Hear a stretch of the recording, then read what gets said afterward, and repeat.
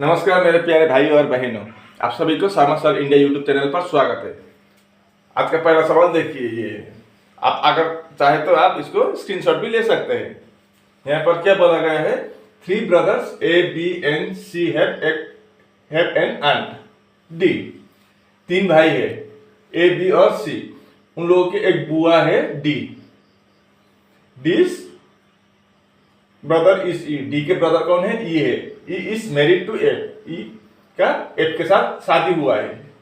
Ji is the only brother of F, G कौन है, एकमात्र भाई एफ के। H is the only nephew of G, H कौन है, जी के एकमात्र नेफ्यू है। नेफ्यू का मतलब भतीजे भी होता है, भांजा भी होता है, यहाँ पर भांजे को बोला गया है। तो फिर how is E related to B, तो ई और बी का क्या संबंध है, ई क्या लगते हैं बी, बी को क्या लगता है ई का, ई का बी क्या लगता है। 4 ऑप्शन है यहाँ पर, तो पहले यहाँ से सॉल्व करते हैं। इसको हम पहले क्रैक करेंगे, ये थोड़ा हार्ड है। A B and C, 3 brothers A B and C बोला है, तो हम पहले 3 ब्रदर्स बनाएंगे। ए बी और सी मतलब ये तीनों प्लस होगा, मेल ब्रदर्स बोला है ना, 3 brothers A B and C have an aunt. क्या है उन लोग का, आंट, बुआ मतलब पिताजी का बहन। ये उन लोग का फादर है,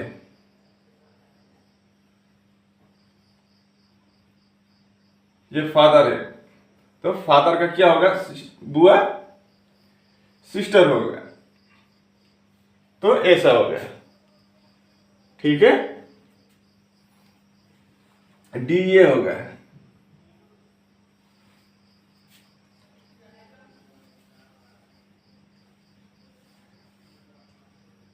अब ये ई,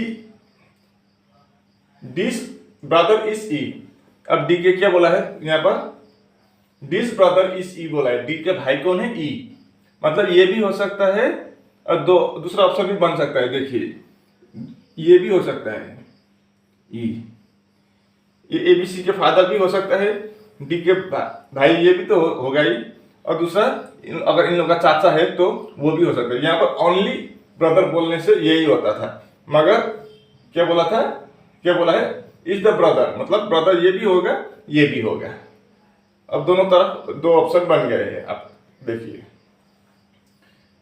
अब E is married to F, ये भी प्लस होगा, तो ई किसके साथ मैरिड हुआ है, एफ के साथ। मतलब ई प्लस है तो ये माइनस, मतलब एबीसी के पिताजी ई है और माता एफ है। अब इधर से देखें तो ये बुआ के भाई उधर चाचा है और इधर चाची भी, ऐसा भी हो सकती है। पिताजी भी हो सकता है, पिताजी के बड़ा भाई या छोटा भाई वो भी हो सकता है। तो ई के साथ एफ का शादी हुआ है, तो ई प्लस है तो एफ क्या होगा, माइनस होगा। अब इन दोनों में से कौन सा सही होगा वो बाद में पता चल जाएगा। देखिए, G is the only brother of F, G कौन है, एफ के एकमात्र भाई है, मतलब जी भाई है। मतलब अगर ये इधर जी होगा तो ई का क्या होगा, साला होगा, बीबी का भाई मतलब साला। और इधर अगर जी है तो क्या होगा, एबीसी के चाचा का साला होगा। बस यहां तक जी तक पहुंच गया है। G is the only son of F. अब F is the only nephew of G, मतलब अब एफ क्या है, एकमात्र भांजा है किसका, जी का। अगर इसका भांजा एकमात्र है, कौन बोला है, H is the only nephew, H. अगर इधर एकमात्र भांजा बोला है तो ये गलत हो जाएगा, क्योंकि इसके जी के बहन एफ है और दामाद कौन है, ई है। और इन लोग का तीन बेटा तो पहले ही बोला गया है, ए बी और सी। तो एकमात्र भांजा ये इधर नहीं होगा, मतलब एफ ये नहीं होगा और जी भी ये नहीं होगा और ई भी ये नहीं होगा, मतलब इस साइड नहीं आएगा। ये सब खत्म। अब इधर ही आएगा। अब जी क्या क्या बोला है, H is the only nephew of G, G के एकमात्र भांजे कौन है? एच है, भांजे वो है, तो ये प्लस हो गया। ये कौन है? एबीसी के फादर है, ये इन लोग के क्या है? फादर है। फादर का सिस्टर आंट है, आंट का क्या है? ई भाई है, और भाई के बीबी है कौन? एफ। एफ के एकमात्र भाई कौन है? जी है, मतलब ई के साला है, और जी के एकमात्र भांजा एच है, भांजे। अब सवाल मैंने पूछा है, how is E related to B? E के साथ बी का क्या संबंध है? ई के साथ क्या संबंध होगा? ये पिताजी है, पिताजी के बहन, बुआ, या ये बहन की भाई, या पिताजी का भी भाई होगा। ये पिताजी के बहन के भाई होगा तो पिताजी का भी तो भाई होगा, तो पिताजी के भाई को क्या बोलेंगे? आप अंकल बोलेंगे। यानी कि आपका बी वाला ऑप्शन सही जवाब होगा यहाँ पर। अब ये दूसरे सवाल देखिए, किसी एक कोड लैंग्वेज में आर का कोड क्या है? 40 है, और डॉग का कोड 56 दिया गया है, तो पेन का कोड हमको निकालना होगा। तो आर से 40 वो देखते हैं पहले, आर से 40 कैसे आता है। वैसे आर का प्लेस वैल्यू कितना होता है? आर राइट टू वोट, यानी कि 18 साल में हम वोट दे सकते हैं। अब डॉग का देखते हैं, डी ओ जी, डी का कितना होगा? डी का 4 होगा, ओ का 15 होगा, और जी का 7 होगा। अब यहाँ पर तो दो ही है, एक ही है, आर का 18, यहाँ पर 3 का है, तो हम क्या करेंगे? इनको जोड़ेंगे। तो 15 प्लस 7 22 प्लस 4 26, यानी कि डॉग का 56 है। अब कैसे आया 40 वो हम देखेंगे। अगर हम इसमें इंटू 2 करेंगे तो कितना होगा? 18 इंटू 2 36, और प्लस 4 कर देंगे तो 36 प्लस 4 आपका 40। तो यहाँ पर क्या किया? पहले हमने ये वाला किया, उसके बाद ये किया, मतलब इंटू 2। तो यहाँ पर भी हम इंटू 2 करके देखते हैं।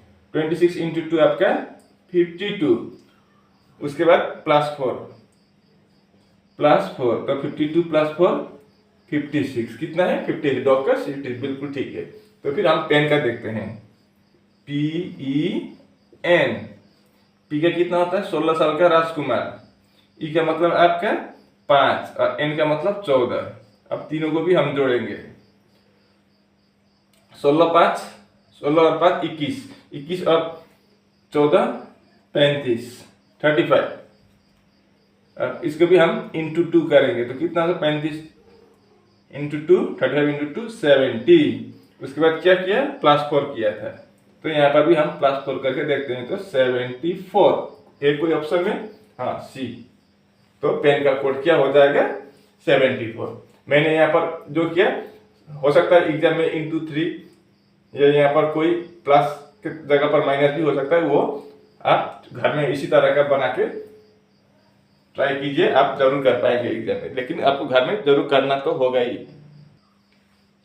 यहाँ पर ये तीसरा सवाल देखिए, यहाँ पर बोला गया है कि एक ही डाइस के 3 अलग अलग फेस दिखाया गया है। ये एक ही डाइस का है, अलग अलग एंगल से दिखाया गया है, मतलब 3 फेस अलग अलग एंगल से दिखाया गया है। तो इसमें क्या आ गया? 1 3 और 2, यहाँ पर 1 5 और 6, यहाँ पर 4 3 और 6। और सवाल में पूछा है कि 1 के विपरीत में कौन सा वाला नंबर होगा। तो यहाँ पर पहले हम क्या करेंगे? अपोजिट नंबर ऑफ 1 निकालने के लिए बोला है, तो हम यहाँ इन दोनों में कॉमन देखेंगे, तो क्या कॉमन है? 1 कॉमन है, तो हम कॉमन को ऐसे लिखेंगे, तो क्लॉकवाइज घुमाना होगा इसको। तो 1 के बाद 2 और 3, 1 2 3, यहाँ पर भी क्लॉकवाइज घड़ी की दिशा में घुमाएंगे, तो 1 के बाद 6 और 5। इससे हमें क्या पता चला? 3 के विपरीत में क्या है? 5 है। 3 के विपरीत में 5, या 5 के विपरीत में 3, और 2 के विपरीत में 6, या 6 के विपरीत में 2, 6 के विपरीत में 2, या 2 के विपरीत में 6। तो 1 के विपरीत में क्या होगा? यहाँ पर 2 नंबर नहीं है, वही 1 का विपरीत हो गया। तो 1 2 3 4 नहीं है, 5 और 6 है, तो जो यहाँ पर नहीं है वही 1 का विपरीत होगा। तो 1 का विपरीत में कौन सा नंबर होगा? 4 होगा। तो आपका बी वाला ऑप्शन सही जवाब होगा यहाँ पर, ठीक है। अब ये सवाल को आप गौर से देखिए, किसी एक घड़ी के टाइम जो है, वो घड़ी में जितना टाइम है उसका वाटर इमेज कितना दिखा है, 4:32 पर। ओरिजिनल टाइम नहीं है, ये पानी में दिखाई दिए गए प्रतिबिंब है, वाटर इमेज। तो असली घड़ी में जो टाइम है वो हमको निकलने के लिए बोला है। ये वाटर इमेज कितना है, 4:32। तो रियल इमेज या रियल टाइम या एक्चुअल टाइम कितना है घड़ी में, वही हमको पता करना है। तो वाटर इमेज का कैसे निकलते हैं, उसका फॉर्मूला क्या है, 18:30। तो उससे हमको ये माइनस करना होगा, 4:32। अब यह 30 से 32 माइनस नहीं होगा, तो इधर से एक लाना होगा। एक लाने का मतलब कितना होता है, यहाँ पर एक लाने का मतलब यहाँ 31 नहीं होगा, 30 से 31 नहीं होगा, 1 घंटा आएगा ये, क्योंकि ये घंटा है, ये मिनट है। तो 1 घंटा इधर लाने का मतलब 90 होगा इधर, और इधर 17 होगा। तो कैसे करेंगे इसको, हम 17:90 लिखेंगे, और नीचे 4:32। बात एक ही है, समझ गए ना। यहाँ से 1 घंटा इधर ले लिया तो 30 और 7 90, 90 हो गया। और इधर 1 दिया था तो 17, ये 17:90 लिख दिया मैंने। और ये टाइम 4:32 लिखा था। अब हम माइनस करेंगे तो यहाँ पर 8 होगा, यहाँ पर 1 इधर दिया तो यहाँ पर 8 माइनस 3 5, 58। अब 17 माइनस 4 कितना होगा, 13 होगा। अब 13 का मतलब कितना होता है, 12 + 1 मतलब 1:58। यानी कि आपका बी वाला ऑप्शन सही जवाब होगा यहाँ पर। ये हुआ आपका क्या, मिरर इमेज। अगर वाटर इमेज, सॉरी ये क्या है, वाटर इमेज। अगर मिरर इमेज होता तो क्या करते हम, उसका फॉर्मूला है 11:60। उससे हमको ये माइनस करना पड़ता था, वही डिफरेंस है। आपका फॉर्मूला आपका ये होगा मिरर इमेज ये, और वाटर इमेज आपका ये है 18:30 अथवा 17:90। ये आप याद रखिए, तो आप कोई भी टाइम मिरर इमेज या वाटर इमेज से पूछे तो आप निकल पाएंगे, ठीक है। ये देखिए यार, सवाल में पूछा है कि क्वेश्चन मार्क की जगह पर कौन सा होगा, वही हमको पहचानना होगा। कौन सा ऑप्शन होगा वही हमको पहचानना होगा, ठीक है। मतलब ये मिसिंग नंबर या मिसिंग नंबर भी है और आपका लेटर भी है, मिसिंग सीरीज से है ये।